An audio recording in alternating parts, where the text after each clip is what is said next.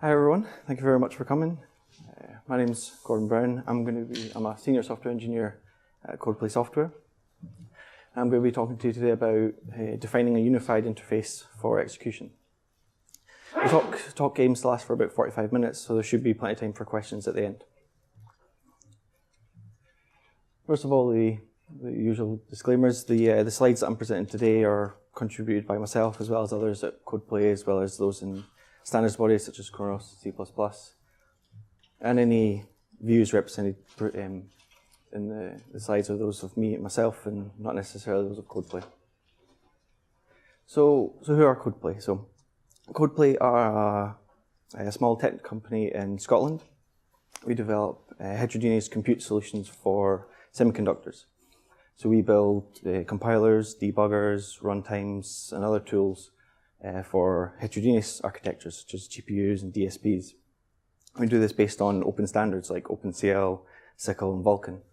We target a range of different industries like automotive, safety critical, machine learning. So a little about myself. I've been with CppCon for about 5 years now. During that time, I've been working on something called CppCpp. So this is our implementation of CppCon. So CppCon is an open standard for C++ programming on heterogeneous systems. And I was also heavily involved in contributing to the standard itself. If anyone's interested in CppCon, I did a talk last year at CppCon. There'll be some more information on that. In the recent year, I've been more involved in the C++ subgroups for executors and heterogeneous computing. And executors is more what I'm going to be talking about today. So a couple of disclaimers before I start. The proposal that I'm going to present today is still a work in progress. Although we've largely reached a consensus on the design, there's always a chance that things will change between now and finally making it into C++. And also, as I mentioned, my background's in heterogeneous computing. There's a very diverse range of use cases that motivated the executor's proposal. So don't claim to be an expert on all of them, but we'll try to give a high-level overview of these. And also, and finally, I wouldn't be able to stand up here and present this without all of the hard work that's been done by everyone in the executor's subgroup, as well as those in SG1 and SG14 that have been contributing to this work over the last years. So the agenda for the talk today, I'm going to start off with introducing I'll start off with a brief history of the executor's proposal, show some use cases that motivated the executors. Then I'm going to show the overall design philosophy and how it looks, and then I'll show you some examples. Then I'll finish off with a look at future work, so looking at what we're still working on, what's still to come. So first of all, what are executors?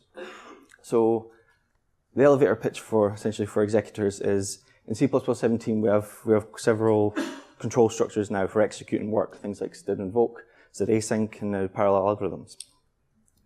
And traditionally these control structures have always executed sequentially on the CPU. However, recently many implementers have wanted to take advantage of parallelism, heterogeneous computing, and network computing on a range of different architectures such as GPUs, embedded CPUs, DSPs, and other accelerators. And this is usually done up until now with third-party APIs and standards such as like CppCon, OpenCL, CUDA HCC for heterogeneous, OpenMP and MPI for distributed, some libraries for C++ multi-threading, and things like BoostASIO and the networking TS for network computing.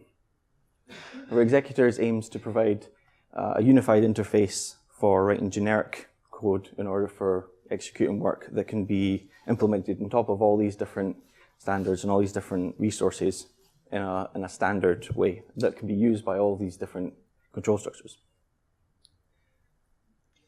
So a brief history of the executor's proposal.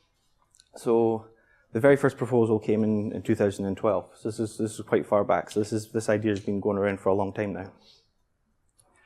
Between then and early last year, there have been a large amount of papers proposed for executors with many different ideas and approaches. And these kind of sort of centered on these four main proposals here. I won't go into any detail on them, but if you're interested, you can check them out. And these essentially show the main motivations and main proposals that kind of led to what we have in the proposal that I'm showing you today. And shortly after this, in the ULU 2016 C++ standards meeting, the C++ standards committee decided to form the executors subgroup. So the aim of this group was to bring together all the interested parties and with the different use cases and try to come up with a single unified proposal for this. And this is where I got involved in executors. So I was invited to join this group as the sort of representative of the open standard heterogeneous computing use case. And over the last year, we've put together several papers and got a lot of feedback from the committee. And the most recent papers are these two, the Unified Executors Proposal for C++. This is sort of the technical document that describes the wording of what the meat of the proposal. And then the design document is the kind of explanation of how we came to design decisions that we made and sort of some examples of how you could implement them, things like that. So we feel we're getting quite very close to consensus on the design. We feel like we're moving very close to being able to create this executors TS, so the technical specification for executors. So that's why I'm here today to present this.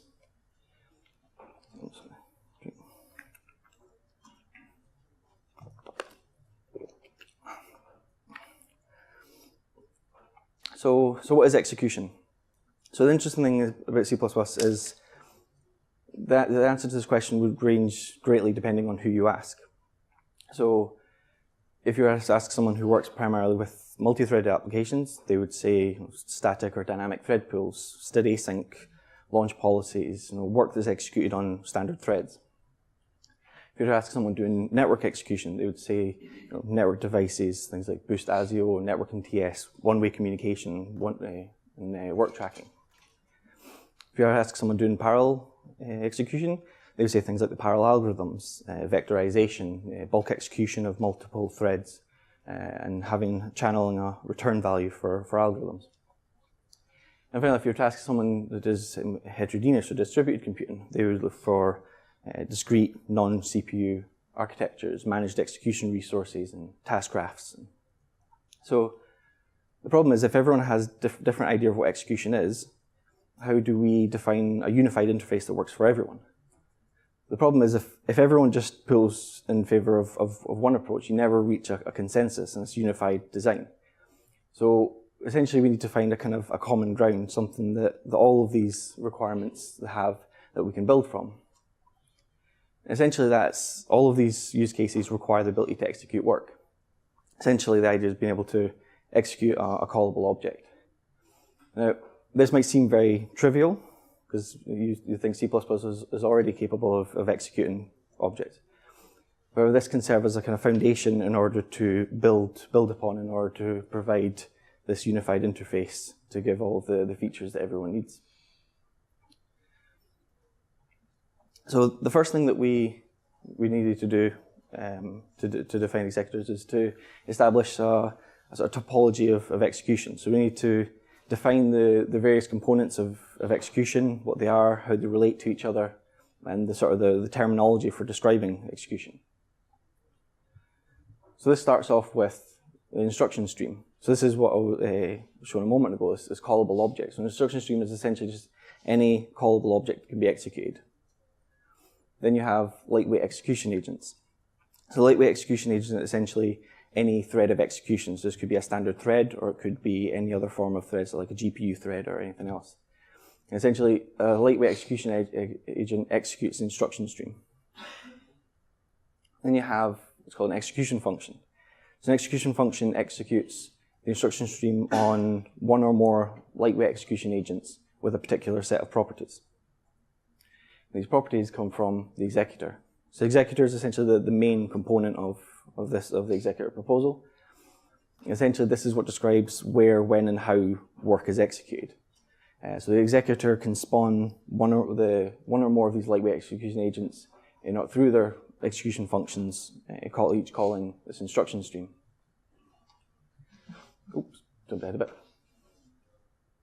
So next is the execution resource. So the execution resource is essentially a hardware abstraction. This describes the underlying resource that your work is executing on. So this could be something like a CPU thread pool or a GPU context or anything else. The final component is that kind of brings everything together is the execution context. So execution context it does a few things. Firstly, it's essentially an instance of an execution resource.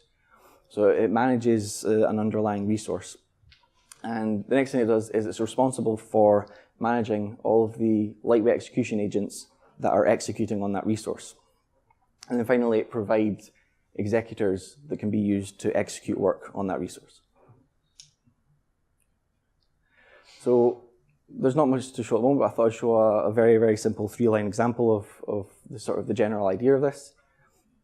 So here we have first line, create an instance of an execution context. From that, you can use this .executor, which returns an executor that can execute work on that context. And then from there, execute. This is an example of an execution function. And inside that function, we have this Lambda object. This is an instruction stream. And you might notice that the components that I didn't mention, the execution resource and the execution agents. So these aren't represented as objects in code. These are more the underlying resource abstractions of the hardware that's executing the work. So these aren't represented directly as objects in code, but they are represented through properties of your executor and your execution context.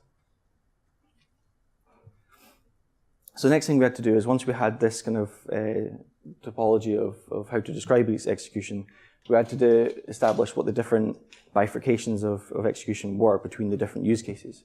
So essentially, if you imagine all of the different possibilities that executors could have laid out in a hierarchy, a tree of different executor types, this is sort of showing where the different options split off. And so essentially, we came up with three main properties of execution.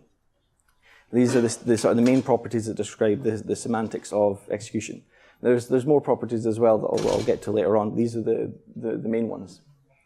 So the first one is cardinality. So this essentially describes whether an execution function executes a single execution agent or multiple execution agents in bulk. So the single cardinality use case, this comes from control structures such as the invokes, the async, where you want to do task parallelism. You want to execute a single task once and you want to maybe synchronize with it. The bulk cardinality comes from the use case of the parallel algorithms or heterogeneous distributed computing, where you want to launch multiple execution agents in parallel and maybe parallelize them or vectorize them. The next property is directionality. So this property essentially describes whether or not your execution function provides a channel for returning a return value or an exception, as well as synchronizing with the work. So these are called one-way directionality and two-way directionality. And essentially, this boils down to whether or not your execution function returns a future. So the one-way directionality use case, this came from the networking TS, where it was important to be able to do essentially fire and forget execution, where you launch the work and the work is handled by the receiver. You don't necessarily need to synchronize on it. The two-way directionality use case came from things like async, that needs to be able to return a future, or parallel algorithms that need to have a return value, essentially. And then finally, there's the blocking guarantee. So the blocking guarantee essentially describes whether or not your execution function will block the caller thread on the execution to complete. So there's three different options. There's possibly blocking, always blocking, and never blocking. So never blocking essentially guarantees that your execution function will execute asynchronously. So this means that it'll return immediately, but the work will run in the background on some other thread. Always blocking guarantees that the function will block until the work is complete, which means when it returns from the execution function, the work is already complete. Possible blocking is for the case where you don't necessarily prefer one or the other, and either is fine. So it's the lower guarantee of the three. Okay. So now that we have the different properties that define the sort of the semantics of execution, we need to look at what the actual execution functions are. So these are made up of two of those properties. So you'll notice that the blocking semantics property doesn't change the interface, it doesn't change the execution function. It's only the directionality and cardinality that does this. The blocking guarantees property does change the semantics of the function, it just doesn't change the interface. So here we have the combinations of one-way and two-way and single and bulk. We have 4 execution functions: execute, two-way execute, bulk execute, and bulk two-way execute. So you might wonder why there's 4 different functions, and we don't just have a single function that behaves differently depending on the properties. There's a few reasons for that. The first is that they all have very different semantics. The second is that they all take different parameters, and they have different return values. So this was one option that we were considering, having a single execute function that behaved differently depending on the properties. However, it would be very difficult to provide diagnostics for when you used it incorrectly. And finally, we also wanted to be able to allow executors to provide all 4 execution functions. So in order to do that, we wanted to have 4 unique functions. So I'll give a little example of what these look like. So first of all, this is the single one-way executor. So essentially you create an executor and you call execute. It takes a single parameter, it's the instruction stream. This is executed once. And then the next one is single two-way. So this is very similar to the single one-way. However, here it returns a future. So the future has the return value or exceptions, and it can be synchronized with. So here you'll notice that it has the returns a value. So this is because the return value of the function is then propagated back to the future. The next one is bulk one-way. So this one's a little more complicated. So it takes 3 parameters. The first one is the instruction stream as usual. I'll get to the parameters of the lambda there in a moment. The second parameter is shape. So shape essentially describes the iteration space that you're going to execute your execution agents across. So for example, that shape could say I want to execute this instruction stream 1,000 times. So I'd execute that 1,000 times in parallel. And then shared factory. This is essentially a function object that returns an instance of a shareable object, a shareable type. And that's then passed to every iteration of the bulk execution as an object that can be shared between the execution agents. This is very important particularly for when you're running in parallel or for heterogeneous computing, where this can be represented by local memory, which is often very much faster to access. So to go to the parameters inside the lambda here, the first one is index. This is the current index into the iteration space defined by shape. So shape said I want to execute across 1,000 execution agents. Then index would be 0 to 999 for each of those iterations. And then S is the instance that's returned by shared factory passed by reference, that you can access it in every execution agent. Finally, you have bulk two-way. So again, this is very similar to bulk one-way. The main difference here is that there's an additional parameter called result factory. So because we're launching multiple execution agents in parallel, we need to handle the return value that's propagated to the future slightly differently. So the way we do it is the result factory is very similar to the shared factory. It returns an instance of the shareable type that's then passed by reference into the execution function.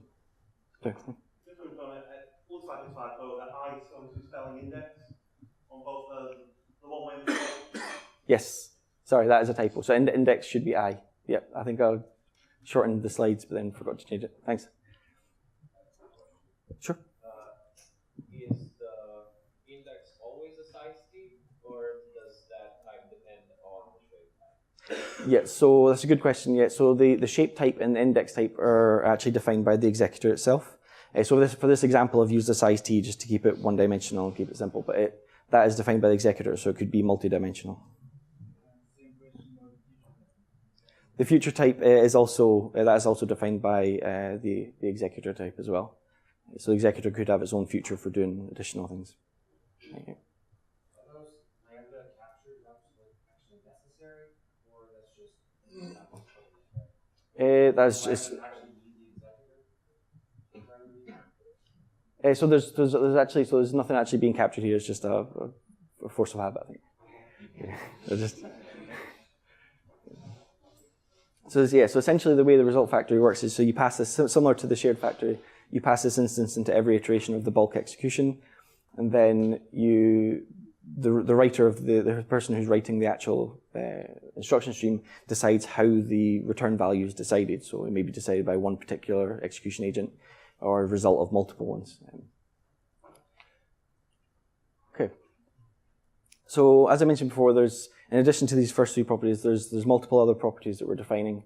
The idea of the current design of executors is that it's a very sort of policy-based interface. So there'll be a set of standard policies, but it's encouraged that implementations will have their own properties for doing things that are more particular to that resource that maybe are not so standard.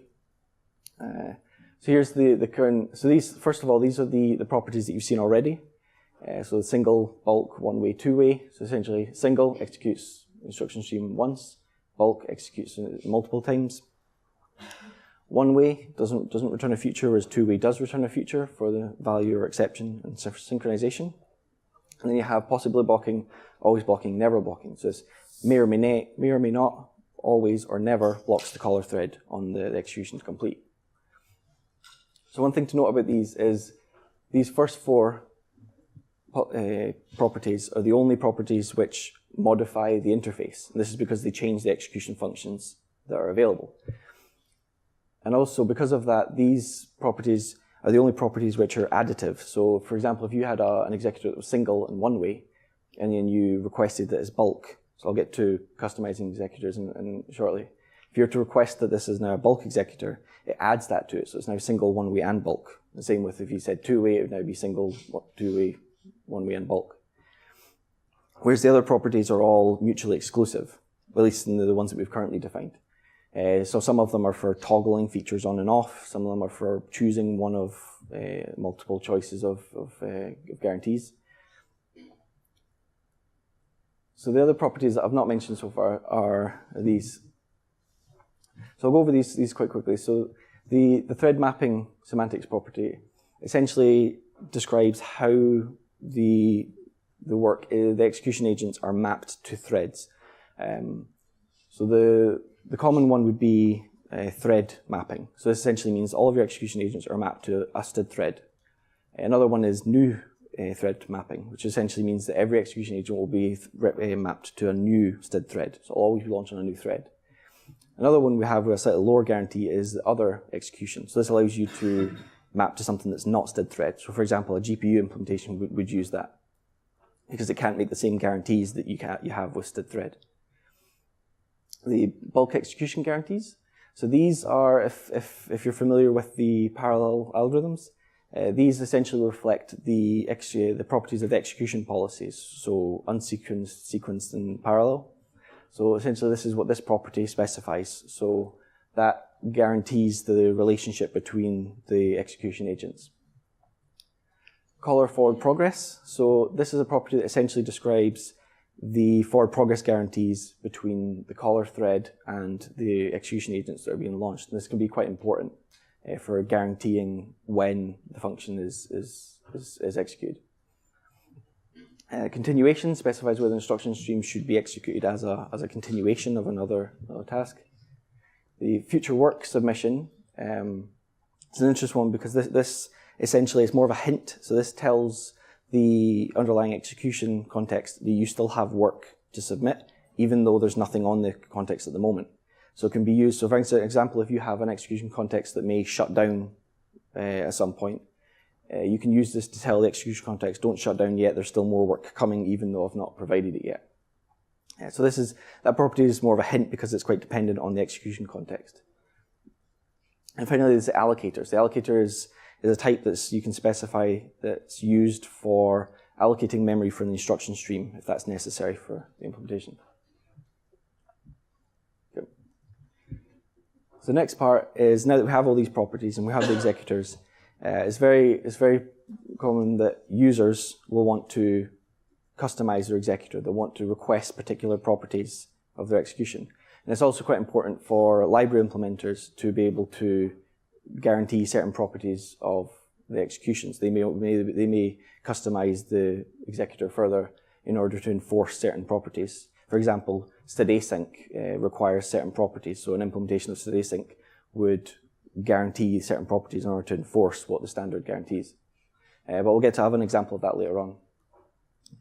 So the way this works is we have three what are called customization points. So there's require, prefer, and query.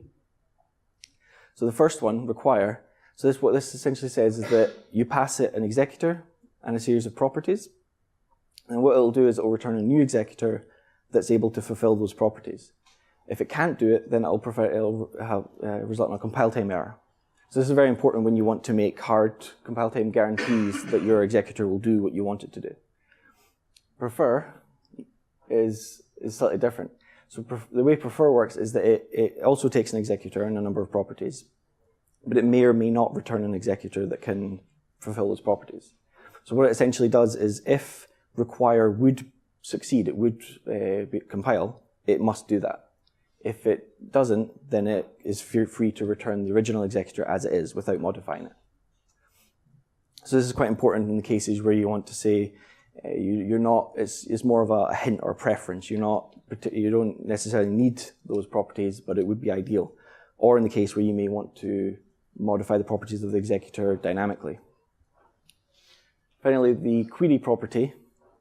So this is when you want to query the current value of a property. So unlike the other customization points, this only takes a single property and an executor, and essentially returns the current value of that property for that executor. So one important use case of this is for after using the prefer. So you can use it to query whether or not the prefer customization point gave you the executor with the properties that you're asking for. Hi.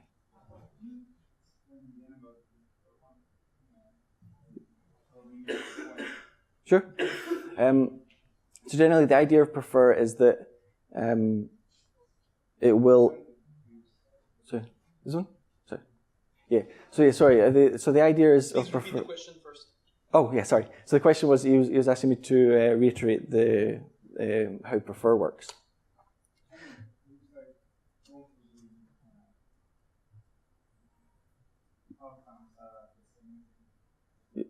So essentially, so the way it works is if require would succeed, so if require would compile, then prefer is guaranteed to do the same as require. So essentially it's like it tries to require, but if it can, it will return the original executor.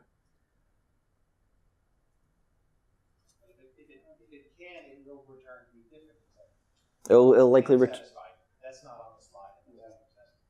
Yeah, There's three cases. The success case is not listed. Oh, sorry.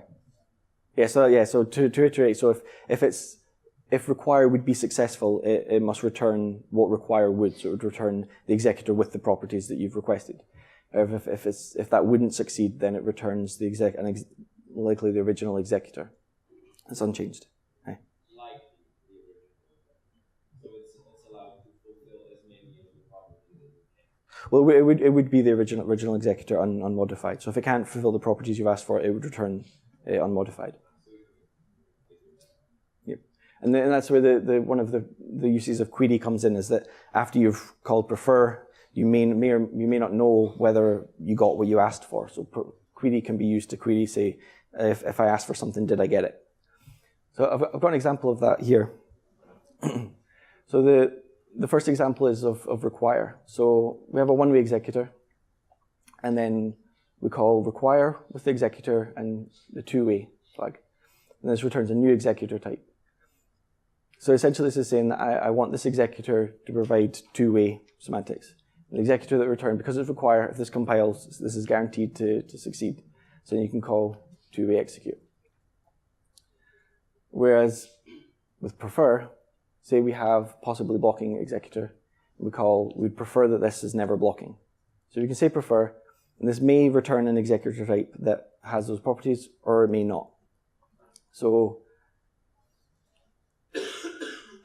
query can be used. So if we have the same example here, we have possibly blocking executor, and then we prefer it to be never blocking. then we can do a query to say, is this new executor actually never blocking? Because then that can be used to maybe change the schedule or the way that you're executing. Is that conceptual or something?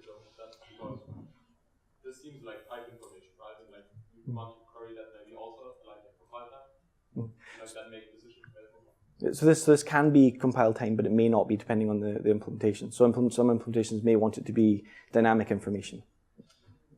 Okay.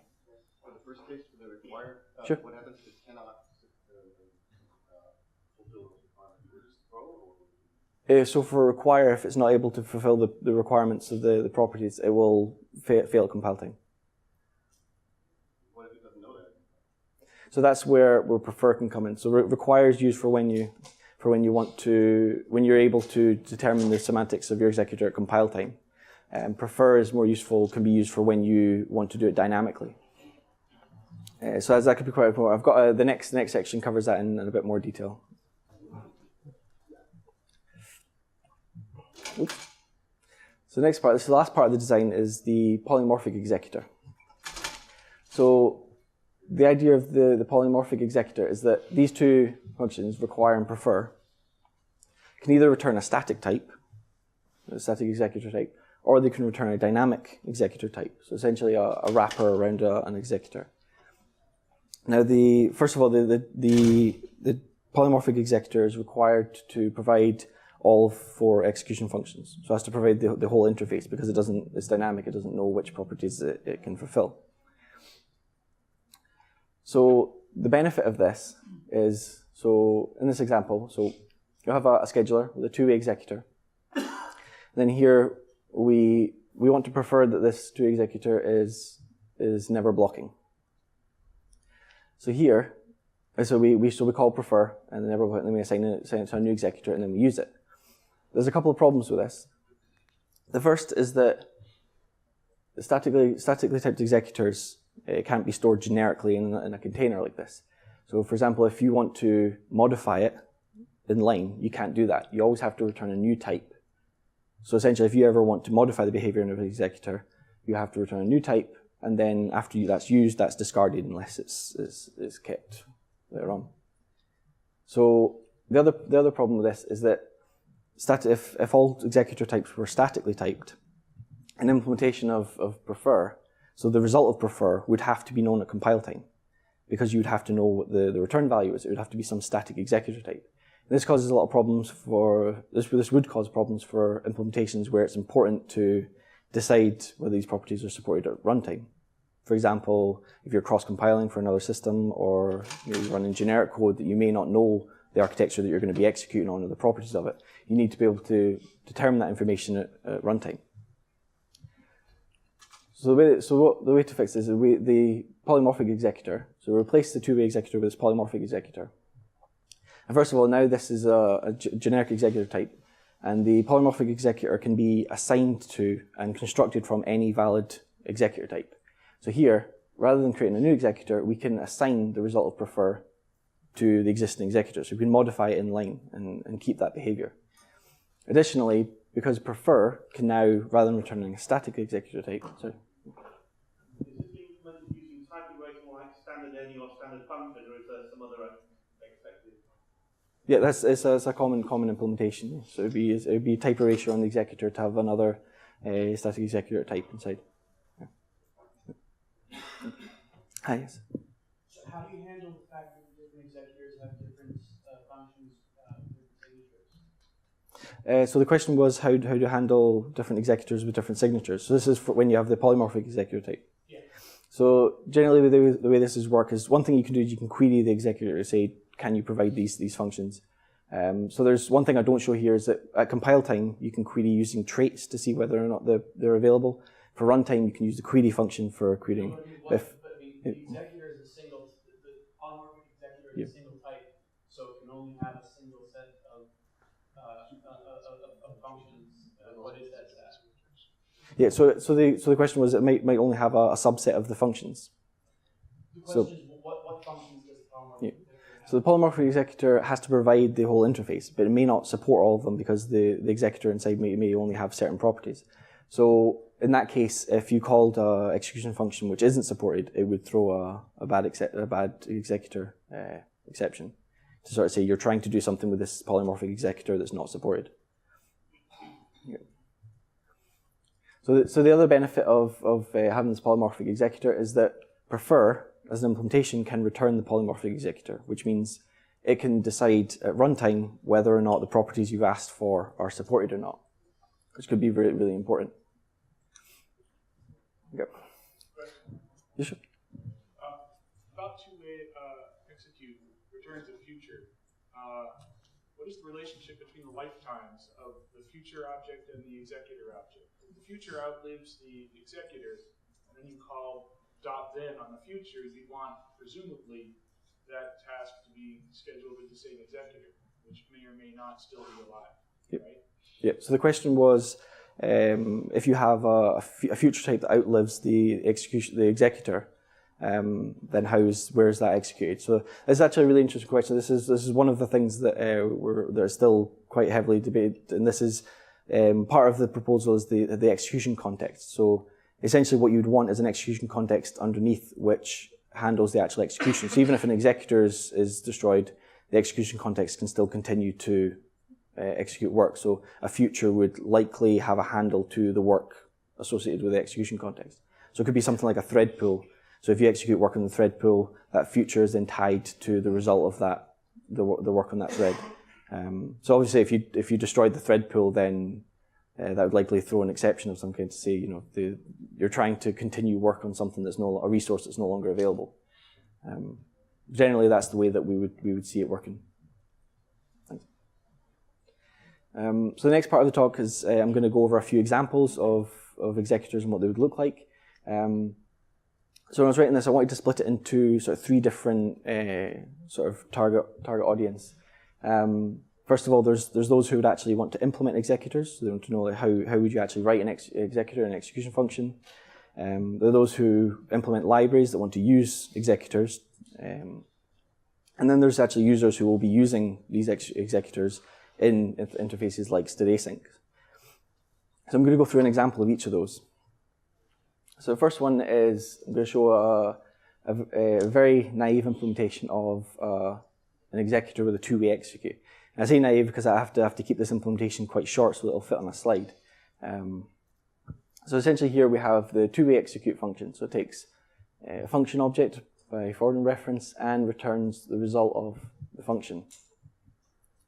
So the first thing we do is we have a using declaration to the return type just to shorten the code. We create a std promise, and then we get a future from it. So this is the promise that we use to trigger that the work is complete, and the future that will return from the function so that you can synchronize with it. The next thing we do, we spawn a thread, move the promise inside, and then we create a try-catch block. Inside the try, we call the function that's been passed in, and then we take the result and assign it to the value of the promise. If there's an exception thrown, we then catch that exception and set it on the promise as well. And then here we detach the thread and then return the future. But obviously, as I said, this is a very naive implementation.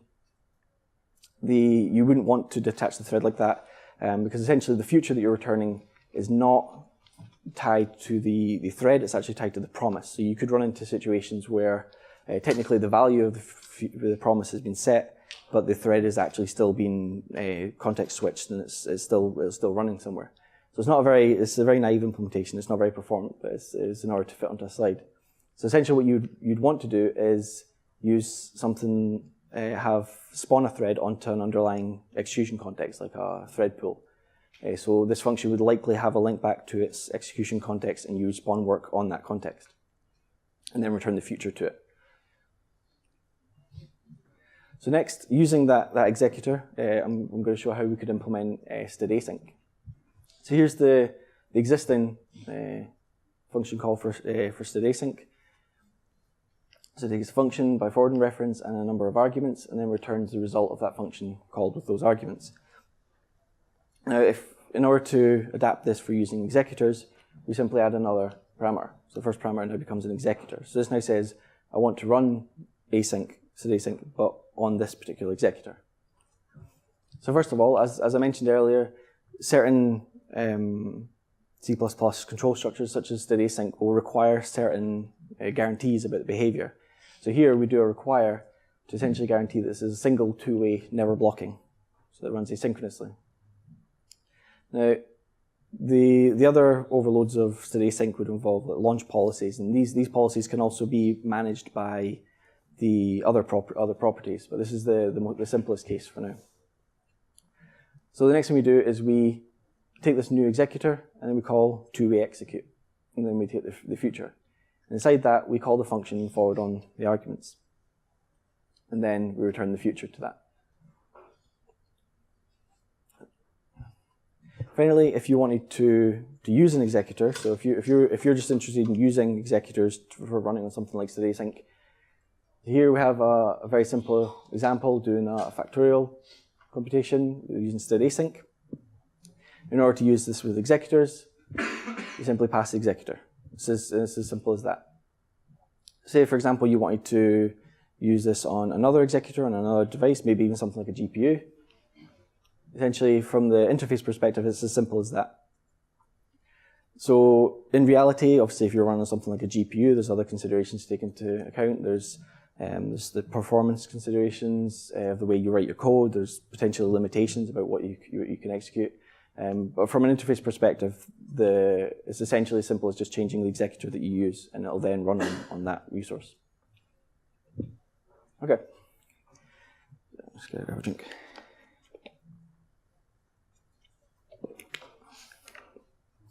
So the last part of my talk will be on future work. So this is things that I felt we're still working on that haven't quite been solidified yet, but they're kind of work in progress. So all of these things are not necessarily what will be decided on. This is kind of to give you a preview of what we're currently thinking. The first one is the execution context and resource. As I mentioned in the current proposal, this isn't defined in a great deal of detail because there's a lot of different kinds of execution context and resources, and it's very difficult to define the sort of the lower bound guarantees of everything that they have to provide. But in the current proposal, we do provide an example of what an execution context would look like. So here we have static thread pool. So this provides, it has an inline class for the static thread pool executor. It provides the 4 execution functions.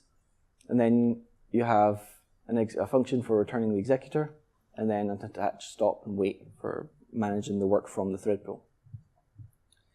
This is just an example of an execution context. There'll be many other different kinds of execution contexts for different kind of resources, and they'll all likely behave very differently and provide different interfaces. The next is futures and continuations. So if you remember back to this table that I showed you, with the different execution functions, so this is actually a lie. There's actually a little more than this. There's, in addition to one way and two way, there's also then, which provides then execute and bulk then execute. And these are used for adding continuations onto previous tasks that have been executed. So the reason that I left this out of the main part of this presentation is that this work is very heavily based on existing work in futures. So there's a lot of work in the committee about deciding how futures are going to look and how they're going to work and the different types of futures. And this work's very based on that. So we're still debating on how this will look. To give an example of what it would look like, though, just if you're interested. So here we have a two-way executor. We call two-way execute and return a future. So what you can do with this is instead of just assigning the future, you can then call .then execute on this. And then you can call another function. The way this will work is that the future that's returned from the first task will then feed in as a predicate to the next task. So when that future is satisfied, the next task will start. So it allows you to chain multiple tasks together in task graphs. So this may not be what it'll look in the final thing. Oh, sorry, there's a question. So in the, I think it's the current CTS future, experimental future has a member function .then. It's not called .then execute. So what's the relationship between those? So this is the function that's would be provided by a future that supports executors. So this is one of the reasons why it's still kind of a work in progress. We need to find a way to bring these ideas together so that the executors work seamlessly with future types that are being defined in the concurrency TS. You're discussing changes to future to support executors. Yeah. We need a new kind of features, and that is not being discussed. The blockchain that you're talking about in the concurrency TS is related, but it's not the same. It's not the same. Mm-hmm. It's not going to be the same as this. So the result is that we're looking at. So even here, the futures is a placeholder actually of the new kind of futures, Mm-hmm. not the concurrency TS future. Definitely not still futures. Yeah.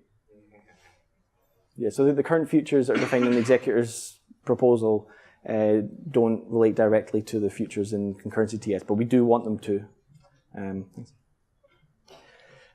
So this is an idea of what it could look like, but it'll likely take a different look when it's finally decided upon. Next is that for those of you who are familiar with the concepts TS, you might have noticed that the word require sounds very like requires, and this was pointed out, and it does cause a lot of confusion as to whether or not require is a concept or whether it uses concepts. So we although require does match what we wanted the require customization point to do, we're now considering different alternatives. So enter the bike shed. We have many different ideas for names. The most popular at the moment seems to be transform executor and try transform executor. Essentially describe the fact that you're transforming executor into another type, or you're trying to transform an executor. It may, so prefer would be try transform, because it may transform the executor or it may return the original if it's not successful. This is still being debated. This is very, very recent, like last couple of weeks, so it's not been decided on at all. Sorry? What do you guys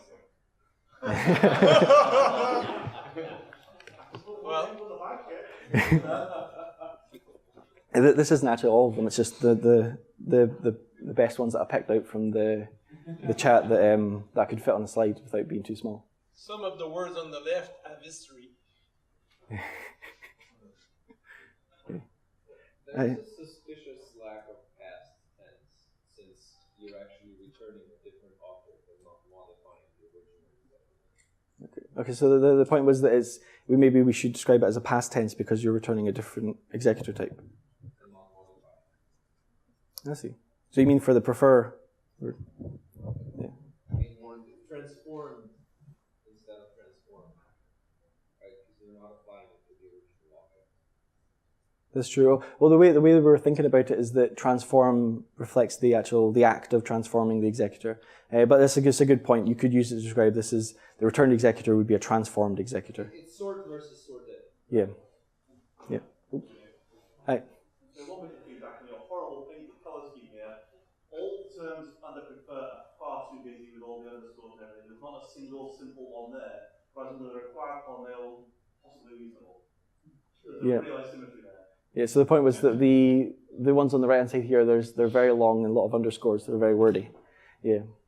Sorry. So I actually want this term to stick out on my sore thumb, because it's doing something that is potentially weird, and you really want people to notice it, like reinterpret cast. Speaking of reinterpret cast may be another possible name for this, because what kind of casting? Yeah. So once we kind of opened up to different names, we got a whole lot of different ideas and names flooded in about potentially different ways of describing what it's doing.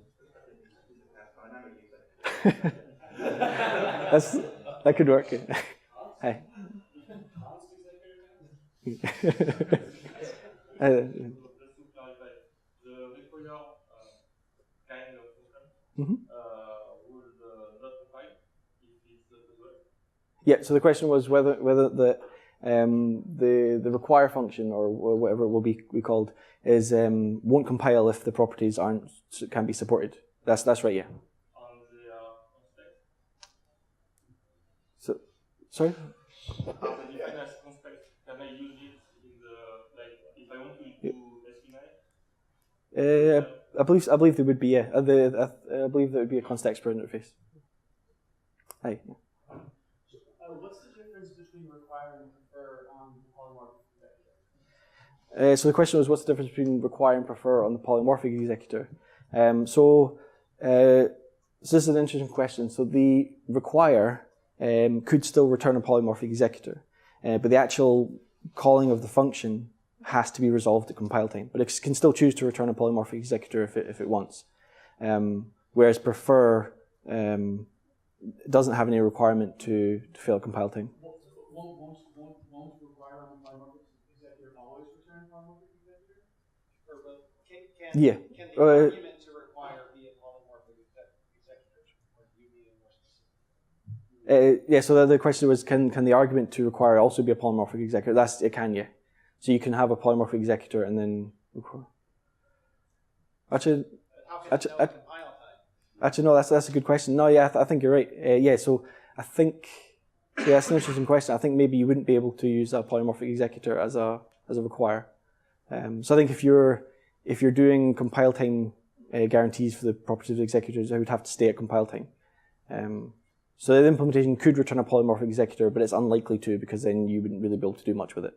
Yeah, so that's a good point. Yeah, thanks. But that means that you can't use a polymorphic executor for async, because that means require. Yes, so the question is, would you be able to use a polymorphic executor for state async? I think, yeah, in that case, you wouldn't be able to use a polymorphic executor because it would have to be compile time. That's an interesting comment. So we'll have to think about that. Thanks. Did you? Okay. Awesome. So the last future work that we're looking into is so one type of executor that you could create is a one-way executor that is never blocking. So in this case, if you imagine the way this would work is it wouldn't return a future, but it would launch the work asynchronously, which means you're essentially firing, forgetting about the work, but then having no way to synchronize it. So the way this is generally handled is that you'd have an execution context in that case, like a thread pool that would do the synchronization, that would wait on the result. However, the one thing that doesn't do is it doesn't cover how you'd handle exceptions. So in some implementations, you may just want to drop the exceptions because you're not interested in exceptions within the instruction stream that's executing. But if you are interested, the suggested approach that we're looking at for this is that the execution context would provide a back channel for handling exceptions. So you could use the execution context to trigger exceptions to be thrown. So this is just an example of what. Oops, sorry, wrong button. So this is an example of what it could look like. This is just something. So this is kind of similar to what we do in the cycle interface, because we have a one-way execution. We have to handle exceptions being thrown back. So this is an example of what it could look like. It's not necessarily what you would choose to implement it like. This is one way you could do it. So essentially here, you call execute on this executor, and it throws an exception from inside. Obviously, there's no future to propagate the exception to, so that would be caught and handled by the execution context, in which case you could then maybe call something like throw that would then handle it as an exception pointer. Okay, so in summary, the unified proposal for executors essentially means that you can write generic applications for execution that target a diverse range of different resources underneath with this large amount of customization. And they are coming soon. Thank you very much. I should have some time left for questions.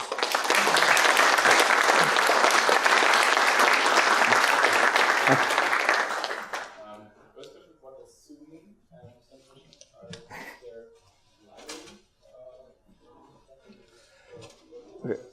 So the questions were how soon is soon, and is there a library? So there are some implementations by those in the executors group that are working on it. They're not complete implementations. They're more for prototyping. So we'll hopefully be looking to start working on something at some point, maybe once it becomes a TS. So there will be implementations coming soon, particularly after it's formed an executor's TS. In terms of soon, it depends on how quickly this goes through the standards committee, I suppose. But we feel we're very close to a consensus on the design. Michael. So if this goes to a T, let's say it gets approved in the next meeting, that will be November. Goes to a vote immediately to ICE to Geneva. I assume a TS will come out by summer, right? But when we go to Rapid Rail in Switzerland. If it doesn't get approved, and this is the third round trial, and this happens all over, right? It will be multiple rounds. It will not. It will be San Diego which is the end of next year before it comes out. So either way, I think the implicit answer to your question is: does it have question? Is there a good chance that it can see ++? I think it has an excellent chance that it can see ++. Question here? So it might be an earlier version of the proposals, but at one point there was an observation that a one-way executor could be turned into a two-way executor by wrapping it with a future and promise. What happened to that? So this is still in the proposal. Unfortunately, I didn't have enough time to fit examples. Sorry, the question in the microphone. So originally the proposal does have this idea of adapting executors, but I didn't have time to fit this into this talk. So essentially the idea is that you can have one executor that can be adapted to another executor. So maybe have a one-way executor that's adapted to a two-way executor. So an implementation of executors may provide certain execution functions, but not others.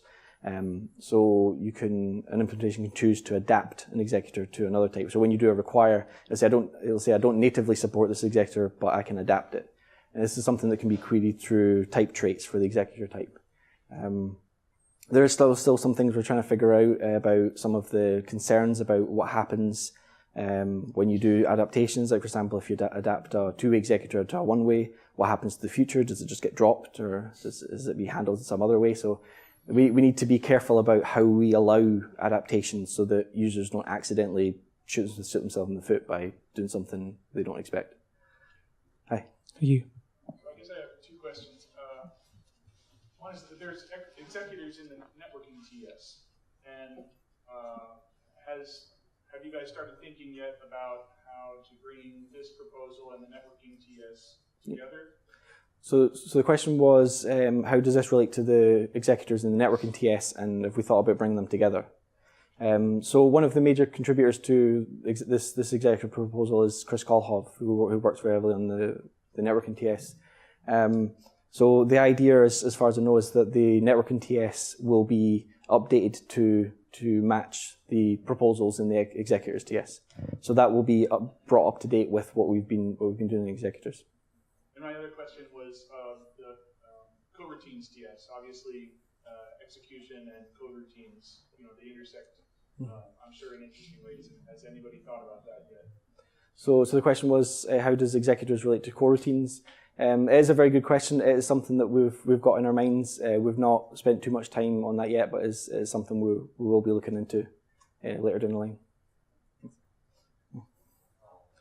One that you described at the very beginning, concept of instruction stream. I wonder if this could be ingenious, so that on main execution, you run different kind of execution resources. You can run different kinds of instruction streams. Across different hardware, you get different sets of things it allows you to do. So is the question, can the instruction stream be running on different resources, so like code for different devices? I don't understand you right. Okay. So. I would think that a modification to this question that would make more sense is let's say I submit a Lambda to a GPU resource, and it needs to be compiled into a different assembly. Can the compiler know that? Yeah, so the question is how, if you were to say have the instruction stream that you want to execute on a GPU, how would that be handled? So the way this would typically be handled is that you'd have to have another compiler that compiles the code for a GPU. So this would work very similarly to how, for example, we have a SYCL parallel STL implementation where we do this. Essentially, the code that's being executed in the instruction stream part has to be compiled with another compiler that is then linked in with the host application. and then lowered onto some GPU architecture. So it's if you're using targeting something like a heterogeneous device like a GPU, it's not as just straightforward as just having the Clang compiler just compile it and run in the general case. But if you have a compiler that can support that GPU or a multiple compiler approach that can handle the double compilation, then you can do it. Yeah. Is there a way to specify or to know what kind of requirements that specific compiler or device that you has on your code that you're actually testing? So I forget what you meant. Are you allowed to do everything you know, or how can you specify what you want to do? You need to use different techniques for different devices. So that's the question: is how will there be certain restrictions if you're executing on different devices? And so the answer is yes. So say for example you're executing on a GPU, you may not be able to do things like recursion or dynamic allocation. So the way that will be handled is one of the properties that I showed is this thread mapping. So it could be usually it would be thread mapping, thread execution, where you're executing on STID threads. But there's another option where you're actually executing on non-STID threads. This would be something used for a GPU. And in that case, there's less guarantees that you can make about what you're able to do. Generally, an implementation that supports GPUs would likely provide additional properties and additional traits that can tell you more about what you're able to do inside the code. I think I'm being told it's over. Is there time for any more questions? Okay, has anyone been waiting? I think. So the question: how do you type erase the executors? The GPU stuff, for example. Oh, for the GPUs. So the way it would work for GPUs is it's not as straightforward. It wouldn't be as straightforward to type erase because you'd have to have like static executor types that know that these are being compiled for by say a different compiler. So it's when you're wanting to execute on something like a GPU, then you would have to have a specific executor type that handles those the requirements to compile and execute with the restrictions of a GPU. So you mean you mean you wouldn't be able to assign it to? That's a good question. So I think essentially you would be able to assign a GPU executor to the polymorphic executor, but then you may not be able to query it for its capabilities anymore. That is a good question. I'll have to think about that. I think I'm out of time for questions.